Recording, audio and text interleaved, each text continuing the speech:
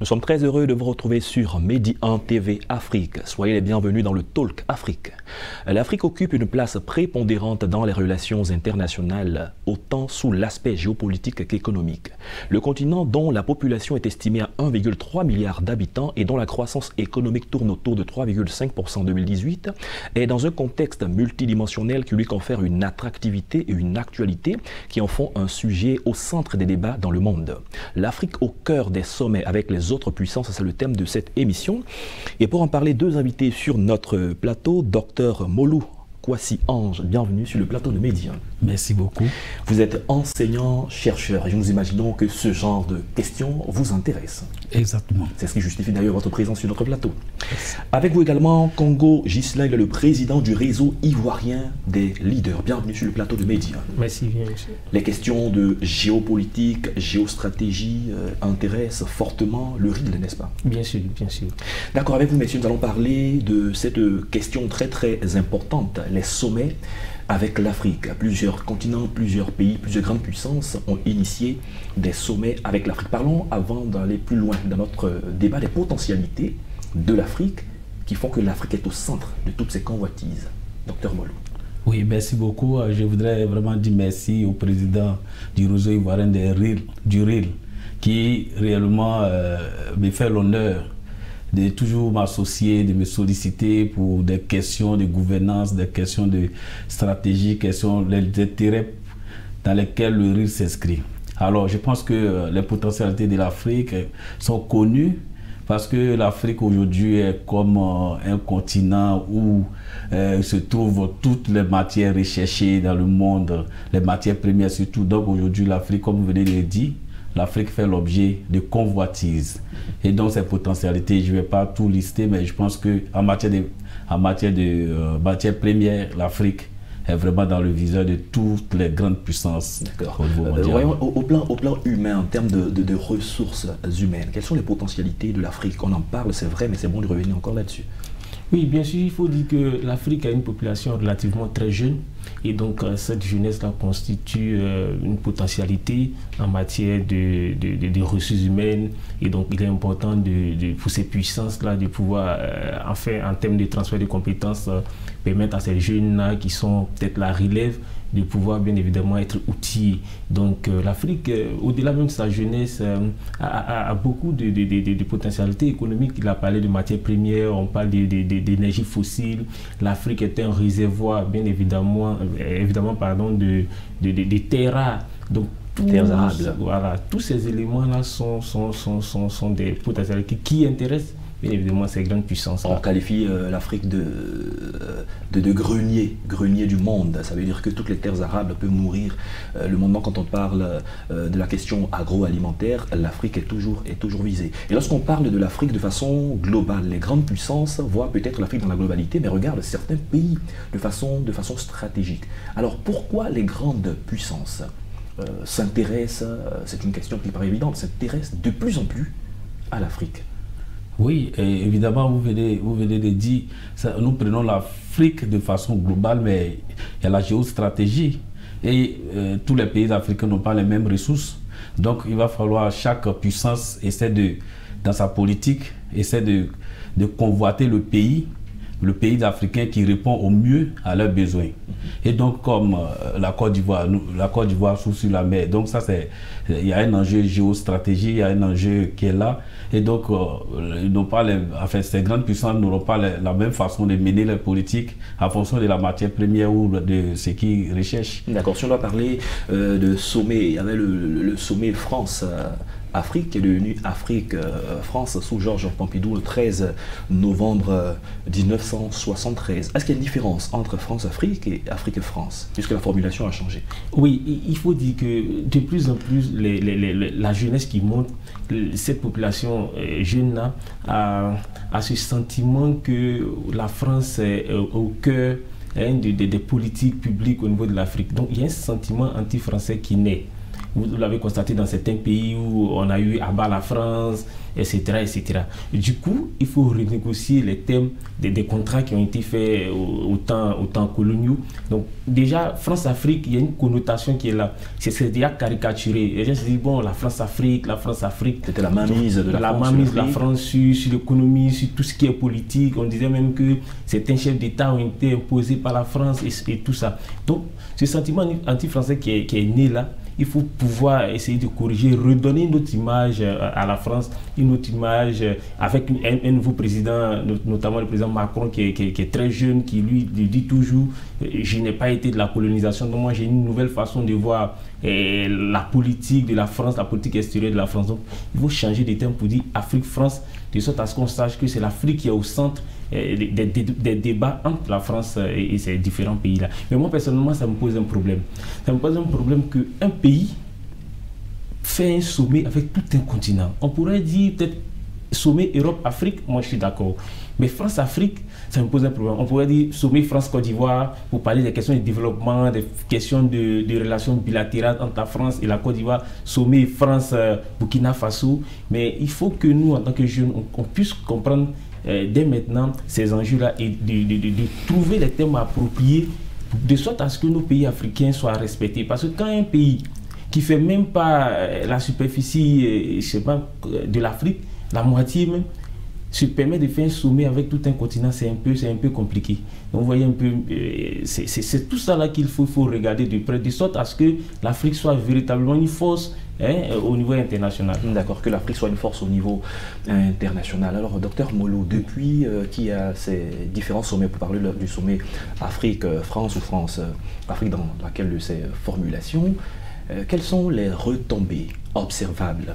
Parce que ces sommets se déroulent, c'est vrai, mais il y a quand même, on peut constater l'évolution pour l'Afrique et puis aussi de l'autre côté pour la France. Oui, je pense que je vais revenir sur le changement même de l'expression France-Afrique, Afrique-France. C'est très important. Cela démontre le changement de regard sur l'Afrique.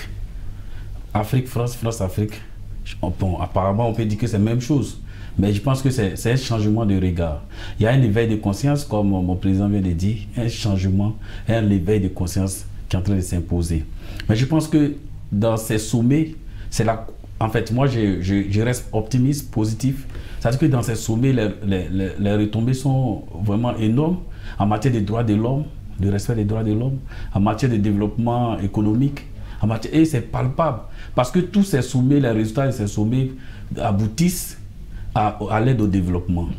Et pour moi, l'aide au développement est bienvenue parce que nos pays en ont besoin pour pouvoir se créer une place au niveau mondial. D'accord, avec ce sommet France-Afrique ou Afrique-France qui a eu lieu en 1973, on pourrait dire que la France avait peut-être une longueur d'avance sur les autres puissances en Afrique, avec une forte communauté francophone. Mais avec récemment les sentiments anti-français, de plus en plus, on a d'autres sommets qui se créent. On sait par exemple qu'en 2014, avec le président Barack Obama, il y a eu le premier sommet États-Unis-Afrique. Et récemment, il y a une cinquantaine de chefs d'État africains, de personnalités qui se sont rendus aux États-Unis. Alors quel est le contenu de ce récent sommet entre l'Afrique et puis les États-Unis? D'accord. Alors il faut dire que aujourd'hui les regards ont changé, hein, comme Dr Molo le disait tout à l'heure.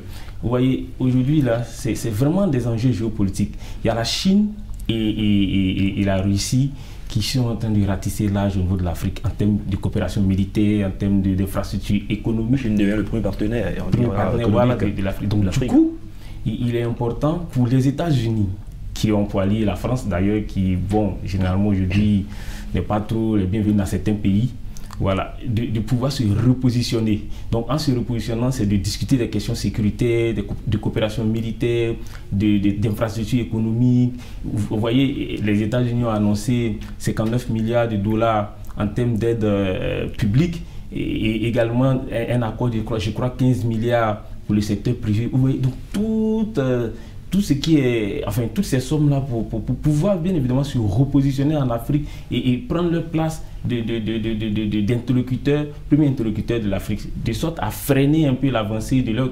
principaux concurrents que sont la Chine et la Russie. Donc c'est plus géopolitique, plus repositionnement que économique, en fait, pour moi. D'accord. Quand le sommet il se tient pendant des jours, il y a des discussions qui se font, il y a des accords de partenariat qui sont signés. Revenons encore sur l'impact de la signature de tous ces partenariats avec les différentes puissances, que ce soit au plan économique, que ce soit au plan sécuritaire. Comment est-ce que l'Afrique en profite? Effectivement, aujourd'hui, c'est connu de tous, la menace terroriste qui est là.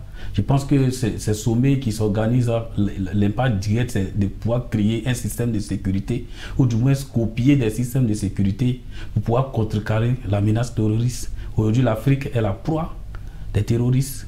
Il y a des espaces qui sont occupés par ces terroristes. Et sans minimiser notre armée ou bien notre système de sécurité, nous avons besoin de copier des systèmes de sécurité, des stratégies de sécurité. Et donc, dans ces sommets, je pense que l'impact réel actuellement, c'est que nous bénéficions des systèmes de sécurité pour contrecarrer. D'accord. Dans ces différents sommets ou dans ces accords, qu'est-ce qui est négocié? De quoi ont besoin les grandes puissances et de quoi a besoin l'Afrique pour voir qui bénéficie de quoi effectivement? Oui, bien évidemment, il faut voir que les grandes puissances, comme vous le dites, ont besoin par exemple de matières premières, ont besoin d'énergie, etc. Mais l'Afrique a besoin de compétences. Donc il y a un transfert de compétences qui s'est fait. Vous voyez, dans ces négociations aujourd'hui, l'Afrique dit, bien, nous avons de la matière première.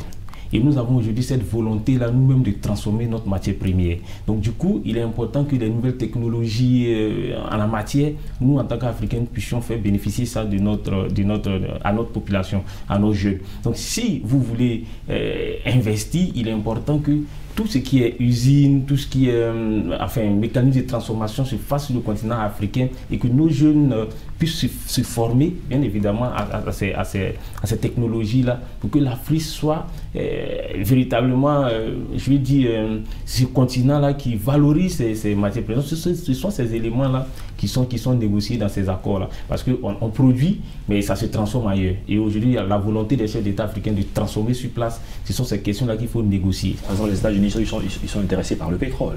Dans le golfe du Guinée, ce sont des ressources qui les intéressent véritablement. Il y a aussi l'aide au développement qui est donnée pendant ces différentes négociations. C'est que la Chine a une grosse enveloppe qu'elle apporte aux pays africains. Mais faisons un constat. Est-ce que toute cette aide qui est présentée à l'Afrique est vraiment implémentée dans les questions de développement? Parce que par derrière, il y a aussi la question de grosse corruption. On se retrouve chaque année, tous les 2 ans, tous les 5 ans, selon les différents sommets pour réfléchir, pour discuter. Il y a de l'aide au développement qui vient, mais est-ce que tous les pays africains arrivent à exécuter et à mettre cela vraiment au service du développement? Et c'est en cela qu'on retombe dans les intérêts du RIL, parce que le réseau ivoirien s'est donné comme combat la bonne gouvernance. Prôner la bonne gouvernance partout. Et je pense que, je voudrais revenir un peu sur l'aspect sécuritaire. Je pense que lors de ces sommets, les questions sont discutées, mais je pense que si on cherche quelque chose dans une maison qui est en train de brûler, quel serait réellement le combat d'abord? C'est de chercher à éteindre le feu. Et donc l'Afrique, elle, la proie des terroristes, il va falloir chercher à contrecarrer, il va falloir chercher à trouver des stratégies pour que l'Afrique soit un continent calme, et puis exploiter ou du moins signer. Mais c'est réellement dans ces sommets, je pense que c'est le changement de regard. S'asseoir à une même table, discuter des questions, prendre en compte le point de vue de nos États ou de nos représentants lors de ces sommets. Je pense que c'est déjà quelque chose de positif et on avance ensemble. Et ce que je voudrais dire, c'est que l'impact réel au niveau des pays africains, c'est que nous bénéficions des transferts de compétences. On peut utiliser nos forces de l'ordre, nos militaires, nos spécialistes pour aller se former ailleurs, copier des stratégies, faire des choses. Et aujourd'hui, au niveau des droits, l'aide au développement est conditionnée. On vient avec une grosse enveloppe, mais c'est conditionné. On évalue le respect des droits de l'homme dans des pays avant d'apporter l'aide au développement. Et je pense que tout ça, ce sont des choses positives que l'Afrique doit garder. Donc on pourrait mettre dans le bilan de toute cette coopération ou ces échanges lors de ces sommets. En termes de bilan, il y a eu plusieurs sommets, il y a le récent sommet. Quel autre aspect que vous voyez en termes de bilan pour l'Afrique? D'accord. Avant de revenir sur cette question, je pense que vous avez touché un pan, l'aide au développement. Les grosses sommes sont annoncées en grande pompe, mais finalement, on est toujours à la case départ. Parce qu'il y a une question de corruption et de bonne gouvernance qui est là. Tant que les pays ne s'inscrivent pas dans un cadre de bonne gouvernance, de promotion de bonne gouvernance, l'aide au développement ne va pas profiter à la population. Et c'est pourquoi d'ailleurs je remercie l'État de Côte d'Ivoire qui de plus en plus met les questions de transparence et de bonne gouvernance. Je pense qu'il y a un prix même qui a été initié par le président de la République. Donc il faille que la bonne gouvernance, les principes de bonne gouvernance soient instaurés partout dans tous les secteurs d'activité, de sorte à ce que tout ce qui est aide qui vient puisse bénéficier véritablement à la population. On parle de développement des infrastructures, on parle du développement du secteur minier, du secteur de l'énergie, etc., etc. Mais bien évidemment, tant que ce n'est pas transparent, tant que la population ne perçoit pas réellement tout ce qui est investissement des pays étrangers, je pense que ça n'évolue pas. Donc en termes de bilan, je pense que depuis 2014, je prends du sommet États-Unis-Afrique, ouais. Il y a eu le sommet États-Unis-Afrique sur le président Barack Obama, mais réellement, monsieur Ouma, est-ce que vous avez ressenti les retombées? Bon, comment on pourrait ressentir? Peut-être que c'est une question d'information. Parce qu'on tombe toujours dans ces sommets-là sont plus pour des questions de branding des pays, de pouvoir faire excusez-moi, mais des photos avec des chefs d'État, que de véritablement... C'est plus géopolitique qu'économique en fait. C'est vrai qu'il y a des forums économiques par derrière, mais réellement, quand on fait un bilan, on va toujours de sommet en sommet, mais finalement, c'est les mêmes questions qui se discutent, les mêmes questions sécuritaires, les mêmes questions énergétiques, les mêmes questions d'infrastructure, les mêmes questions de démocratie, de bonne gouvernance. Ce sont des mêmes questions qui se discutent toujours, mais concrètement, qu'est-ce qu'on fait? Comme le disait les prix économiques, le prix Nobel de l'économie en 2012, il dit sortons des grands débats, passons à l'action. Qu'est-ce qu'on fait concrètement? Qu'est-ce que nos chefs d'État mettre sur la table de négociation? Est-ce que la jeunesse qui la relève est associée à ces discussions? Parce que toutes ces résolutions-là les engagent demain. Donc c'est tous ces éléments-là qu'on doit mettre sur la table, de sorte à ce qu'on ressorte de ces sommets-là avec des acquis, avec des éléments qu'on déroule au-dessus de tout le monde. Vous voyez un peu? Donc pour moi, le bilan est mitigé. On attend les résolutions ou alors que les résolutions qui ont été prises lors de ce dernier sommet-là soit mis sur la place publique, une communication soit faite dessus pour que nous, en tant que jeunes, en tant qu'acteurs de la société civile, on puisse réellement savoir qui fait quoi, qu'est-ce qui doit être fait et pour combien d'années. D'accord, si on doit prendre le contenu de certains accords relativement au sommet États-Unis-Afrique, par exemple, les États-Unis souhaitent être les premiers sur le marché du pétrole en Afrique, mais l'ordre me donne un libre accès sans taxe de douane aux pays africains sur le marché américain. Est-ce que les choses présentées de cette façon sont véritablement une opportunité à saisir, ou du moins qu'on peut saisir en Afrique pour les pays africains? Il faut y aller, il faut aller avec beaucoup de réserves, parce que ce que je sais, c'est que les pays, les États n'ont pas d'amis, chacun vient chercher ses intérêts. Donc on discute effectivement, on ne viendra pas vous donner la carotte, on ne viendra pas vous donner le plat déjà cuit, et puis on va prendre pour manger. Il faut aller avec beaucoup de réserves, et nous savons ce qui s'est passé depuis la colonisation. Et donc quand on essaie de changer de maître, il ne faut pas mettre les mêmes erreurs, brandir les mêmes erreurs. La France pourrait dire par exemple, effectivement, au plan sécuritaire, au plan militaire, au niveau de la défense, on forme vos troupes et autres, mais il faut qu'au niveau économique, nous soyons parmi les tout premiers à exploiter. La question c'est de savoir, quand on propose ce genre de griffe de deal, parce que c'est gagnant-gagnant, comment est-ce que l'Afrique doit se préparer pour aborder mieux ce genre de discussion et sentir que l'Afrique profite véritablement, si ce n'est pas le cas? Oui, effectivement, c'est en cela que je disais, il faut que avant d'aller de sommet en sommet, on sache réellement ce qu'on veut. Et vous voyez, quand le président Biden a demandé au président en exercice de l'Union africaine, qu'attendez-vous de ce sommet, il a dit, j'attends que les États-Unis veulent travailler véritablement avec l'Afrique. Vous voyez? Donc, tous les pays veulent travailler avec l'Afrique, mais qu'est-ce que l'Afrique propose? Qu'est-ce que l'Afrique propose réellement? Qu'est-ce que l'Afrique même veut réellement? Parce qu'il faut qu'on sache ce qu'on veut. Quand on le sait, bien évidemment, sur la table de négociation, on est tranquille. Oui, mais on ne va pas juste pour dire, bon, on veut travailler avec la France, on veut travailler avec la Russie. On est dans un monde de globalisation, on parle de mondialisation et tout ça là. Donc les pays sont ouverts à d'autres partenaires étrangers. Mais il y a des puissances qui sont là, qui elles aussi sont dans des questions de géopolitique et tout ça. Donc concrètement, qu'est-ce qu'on veut? Pour moi, c'est ça l'enjeu.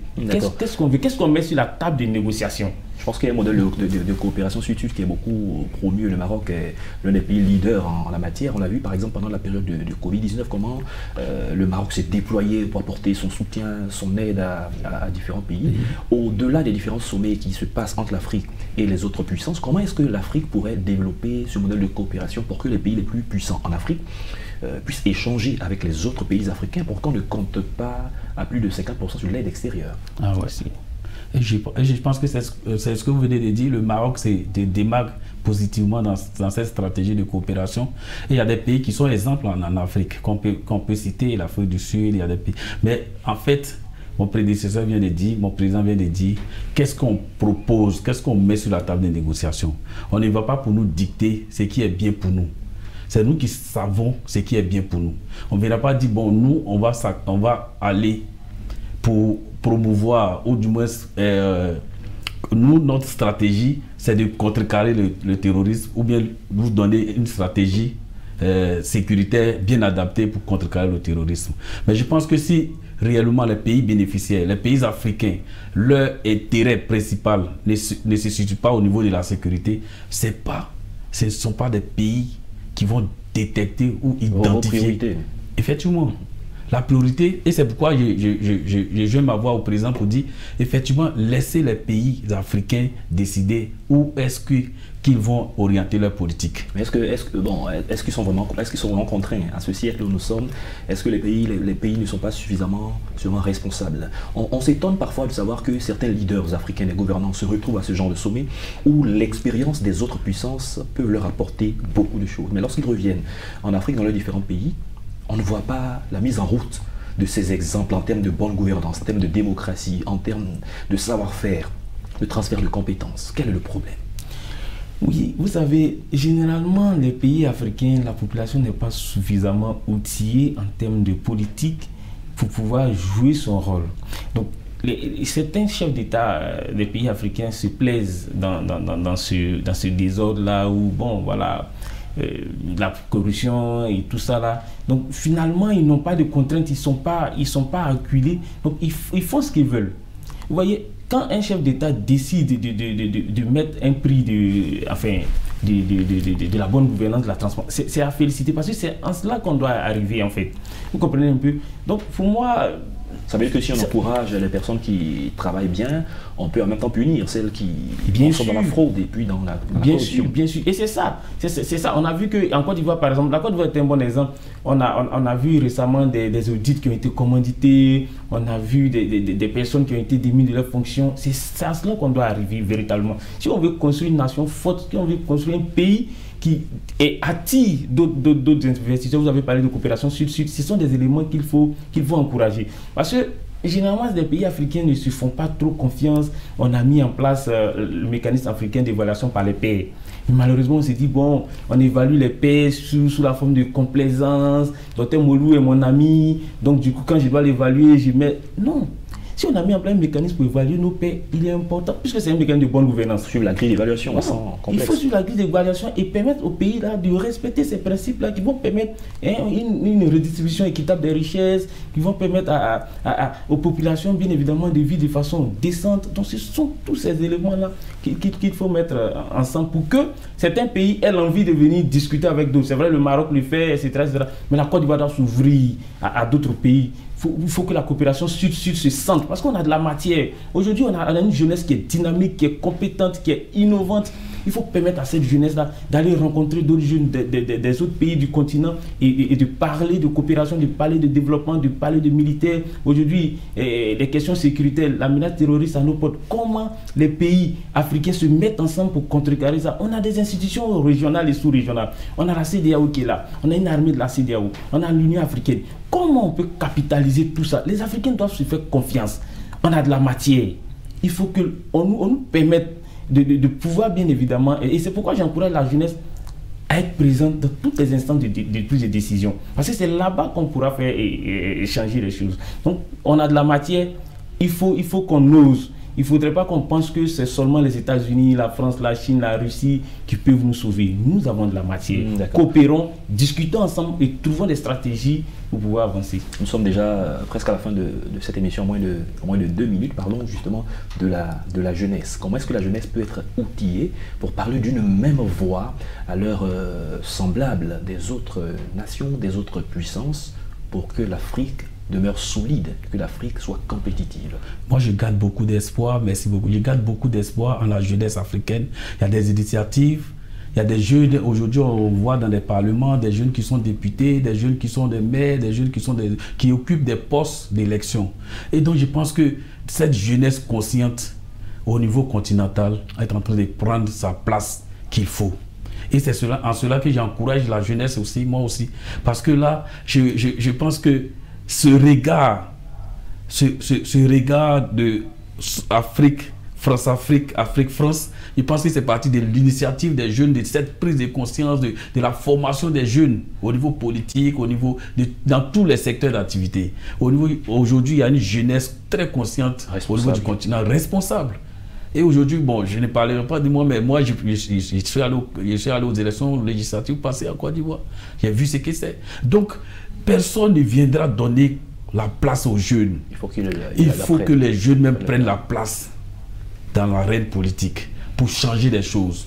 Et je pense qu'aujourd'hui, pour moi, je reste positif, optimiste. On sort des théories, comme le président l'a dit, on sort des théories. Qu'est-ce que la jeunesse doit faire pour prendre sa place dans la politique? Très bien. Et l'Afrique a les compétences, a les ressources, a l'intelligentsia qu'il faut.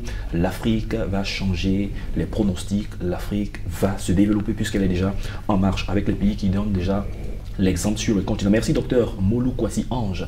Merci d'avoir pris part à ce débat. Vous êtes enseignant-chercheur. Merci également à Congo Ghislain, président du réseau ivoirien des leaders. Merci pour votre contribution. Merci. C'est la fin de cette émission. Merci à tous de l'avoir suivi. Bonne suite de nos programmes sur Média TV Afrique.